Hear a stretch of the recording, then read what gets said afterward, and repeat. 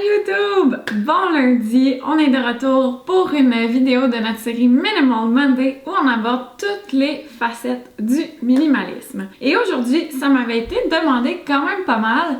Je vous parle de mon parcours de consommatrice, qu'est-ce qui m'a mené vers le minimalisme et comment j'y suis arrivée. C'est parti!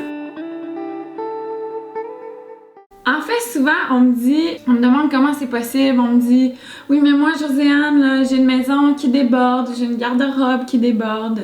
Impossible pour moi d'y arriver. Alors là, c'est faux. C'est possible d'y arriver. Je pense que si d'abord vous allez à votre propre rythme, ça va aider. Aussi, il faut pas se mettre la pression de devenir super minimaliste du jour au lendemain. Ça, je pense que c'est très difficile.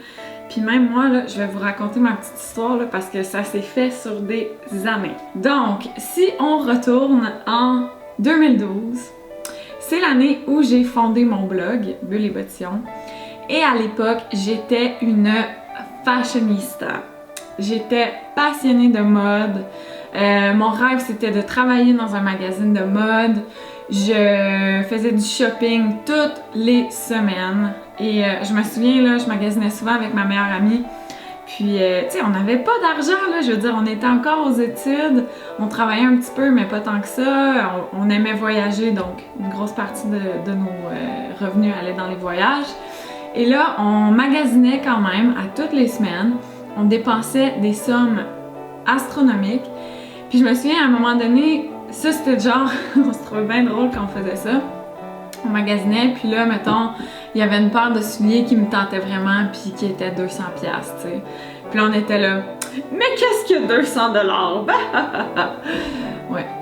Donc, vous pouvez vous douter que je me suis fortement endettée durant cette période. En fait, oui, j'ai terminé mes études avec, je pense que j'avais 15 000$ de dette. Alors que c'est mes parents qui ont payé mes études et qui m'ont donné quand même un très bon coup de main tout au long de mes études. Donc, très mauvaise gestion financière de mon côté. Dans ce temps-là, c'est comme si l'argent me brûlait dans les mains. Dès que j'en avais, c'était impossible pour moi de ne pas le dépenser. Puis j'aimais tellement acheter des choses. Je sais pas pourquoi, mais c'est comme tous mes temps libres se consacraient au magasinage. Vraiment, c'est d'une tristesse aujourd'hui quand j'y pense, là. Donc voilà, ça c'est d'où je viens. Donc à cette époque-là, j'avais, mon Dieu, sans blague, je devais avoir 65 paires de chaussures, si c'est pas plus, des garde-robes immenses qui débordaient. Je devais prendre les garde-robes des autres chambres dans la maison pour les remplir également. En plus d'avoir genre 3 commodes de vêtements, toutes pleines à craquer. Bien entendu, je ne portais pas 75% de ce que j'avais. Je veux dire, c'est qui peut porter autant de vêtements? Personne. Qu'est-ce qui a déclenché le changement chez moi? C'est tellement dur à mettre un doigt là-dessus, mais je pense que j'ai tout le temps été un peu grano dans l'âme, mais refoulée. Genre. Puis en vieillissant, j'ai fini par laisser ce côté-là de moi prendre plus de place. Et c'est à partir de ce moment-là où j'ai vraiment diminué ma consommation, mais surtout ma manière de consommer. Donc la première étape pour moi, ça a vraiment été de prendre conscience de l'impact dégueulasse que ma consommation avait sur la planète et sur les humains. Parce que je consommais énormément de mode de fast fashion, donc de trucs faits en Chine, dans ces pays-là, de trucs faits par des enfants dans des conditions de travail horribles. Si c'est pas par des enfants, même par des adultes, je veux dire dans des conditions inhumaines, avec beaucoup trop d'heures de travail, un salaire vraiment trop bas. Donc en ayant pris conscience de tout ça, j'ai d'abord fait le choix de ne plus rien acheter de fast fashion.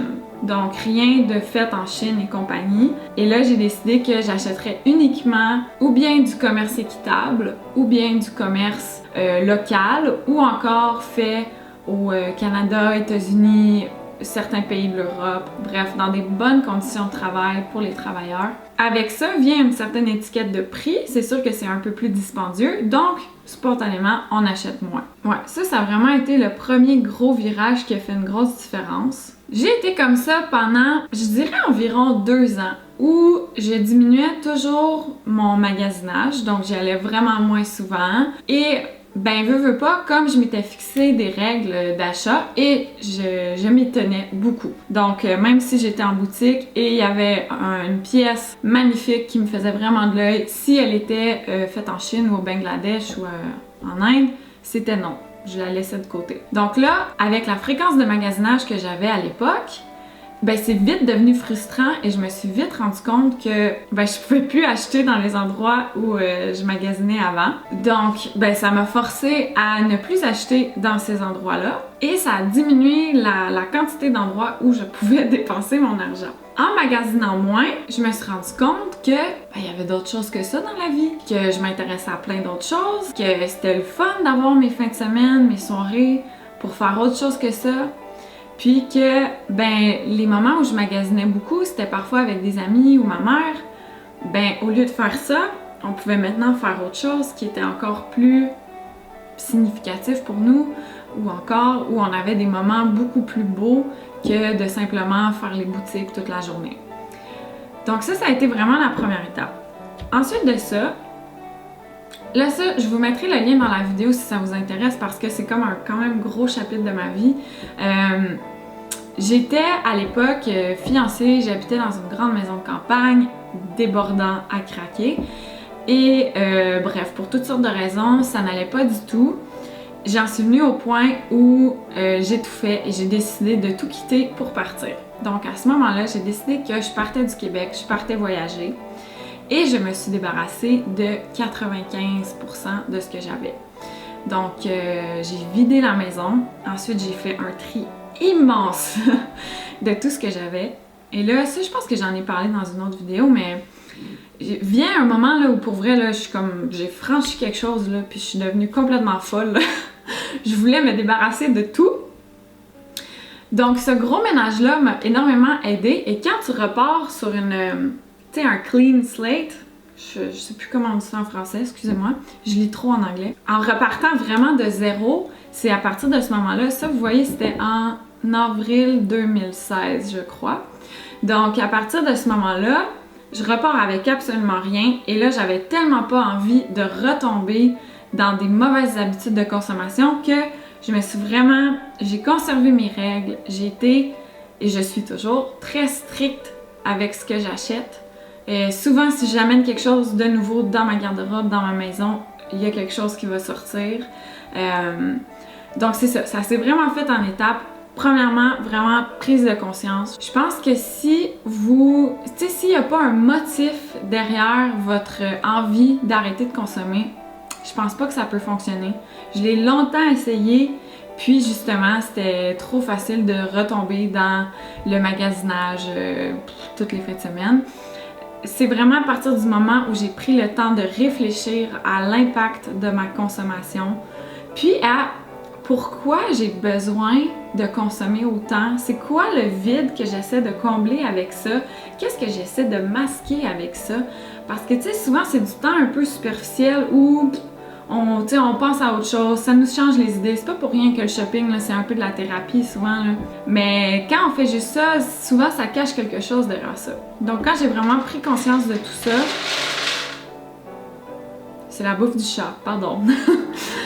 Donc quand j'ai vraiment pris conscience de tout ça, c'est à partir de ce moment-là que concrètement, réellement, j'ai changé. Et j'ai changé durablement, donc je suis pas retombée dans mes mauvaises habitudes. Donc voilà, c'est un peu ça mon parcours de consommatrice. Je suis vraiment passée de la fille qui avait beaucoup trop de vêtements, des vêtements cheap, des vêtements... il y en avait là, oh mon dieu, j'en avais tellement qu'il y avait encore les étiquettes accrochées sur le vêtement parce que souvent j'avais le syndrome de la vente. Donc, un morceau que normalement j'aurais jamais acheté, mais là, parce qu'il était à 60% de rabais, il se retrouvait chez moi. Ouais, ou encore, des fois, quand on magasine, on voit une pièce vraiment hot. Ça fait pas nous, mais elle est vraiment hot. Puis là, on l'essaie, puis on aimerait ça, la porter pour vrai. On finit par l'acheter parce qu'on aime s'imaginer avec ce morceau-là, puis évidemment, on le porte jamais. Donc voilà, maintenant, aujourd'hui, puis là, ça s'en vient pour vrai, la vidéo... sur ma garde-robe, qu'est-ce qui la compose réellement. En fait, c'est qu'en ce moment, on est au Québec, là, on est chez ma maman. Donc, j'ai pas toute ma garde-robe avec moi, je peux pas vous montrer ça. Mais ça s'en vient. Je vais vous montrer ce qui la compose et la quand même petite quantité de vêtements que j'ai et de chaussures. Donc voilà, je suis passée de ça, un extrême à, bon, certains diront un autre extrême, mais je me sens vraiment bien là-dedans aujourd'hui. Les morceaux que j'ai, c'est des morceaux que j'aime réellement, que je porte tout le temps. Et ça fait du bien. C'est pas compliqué le matin m'habiller. Puis ma maison là est remplie de uniquement des choses que j'aime. Puis ça aussi, ça fait du bien.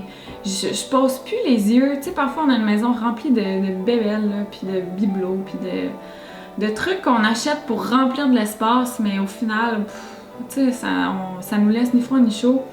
Donc maintenant, là, chez moi, partout où je pose les yeux, c'est tous des objets que j'aime, qu'on a choisis avec attention, avec amour. Puis ça aussi, ça fait une grosse différence dans la vie. On se sent tellement bien chez nous maintenant, là. C'est comme notre petit havre de paix. Donc voilà, c'est l'histoire un peu de mon parcours de consommatrice, comment je suis devenue minimaliste. J'espère que ça vous inspire peut-être à adopter certains changements chez vous. Puis comme je dis toujours, l'important c'est de le faire pour vous, à votre rythme à vous et selon vos règles à vous. Donc mon minimalisme à moi n'est peut-être pas le minimalisme qui vous conviendra et vice-versa. Puis c'est bien correct comme ça. L'important c'est vraiment de se respecter là-dedans puis d'avoir du fun là-dedans aussi. On vous revient mercredi dans 2 jours avec une première FAQ. Ça a vraiment été demandé, donc là, en fait, on a atteint 10 000 abonnés sur la chaîne YouTube. Ah! On capote!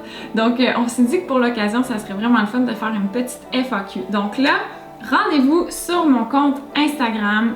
Le lien est dans la description de la vidéo ou encore celui de Stan.